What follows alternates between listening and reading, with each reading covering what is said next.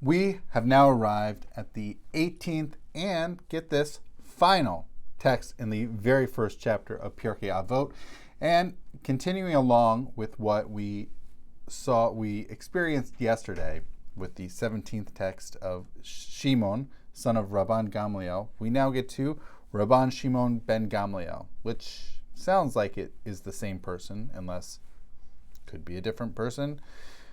But what stands out, it says, Rabban Shimon ben Gamliel says, Rabbi Simon, son of Gamliel says, on three things does the world stand. Now, this phrase might sound familiar because this is actually the exact same phrase that we started this entire chapter with. Well, the second text. It's the second text. That it was Simon the righteous. Shimon HaTzadik used to say that upon three things does the world stand. And once again, we have here, upon three things does the world stand. So we have the exact same phrase, and also fitting in with the rest of the first chapter. It's three things. Most of this, almost entirely, not exactly entirely, but almost entirely, the entirety of this chapter really focuses around three.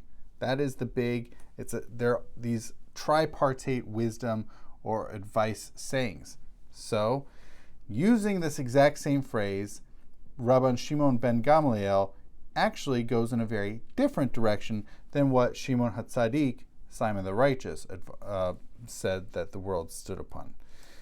So he says, and then I'll come back just to contrast the three things. So he says, the three things upon which the world stands are justice, on truth, and on peace. As it is said, execute the judgment of truth and peace in your gates. And that comes from the book of Zechariah.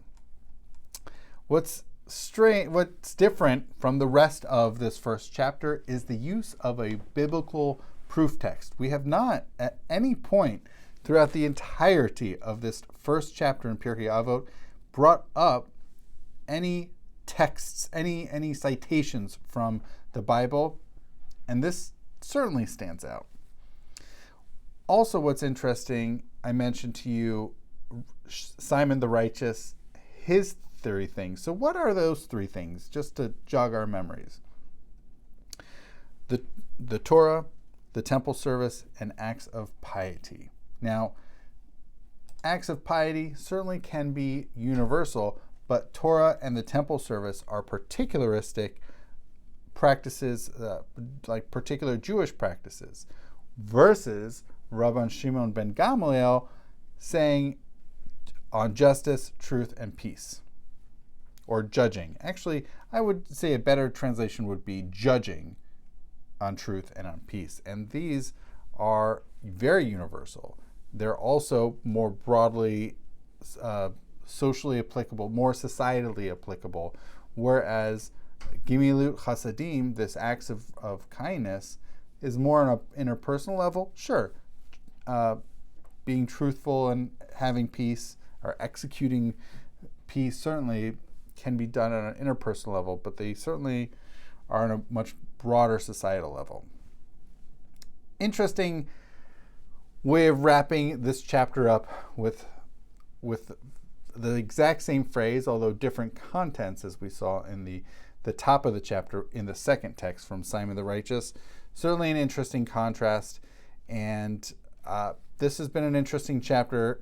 I will say, just as a heads up, that the way that we then kick off in the next several texts in the second chapter, just to give a heads up, continue along this path to some degree before, in the 8th text in the second chapter, returning to what we had seen as a common theme throughout chapter 1 of the transmission of some sort of leadership.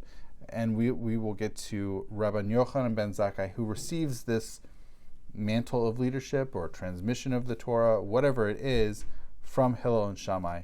So I want to thank you for having joined me for this first chapter, and I hope you enjoy the second chapter as the series continues.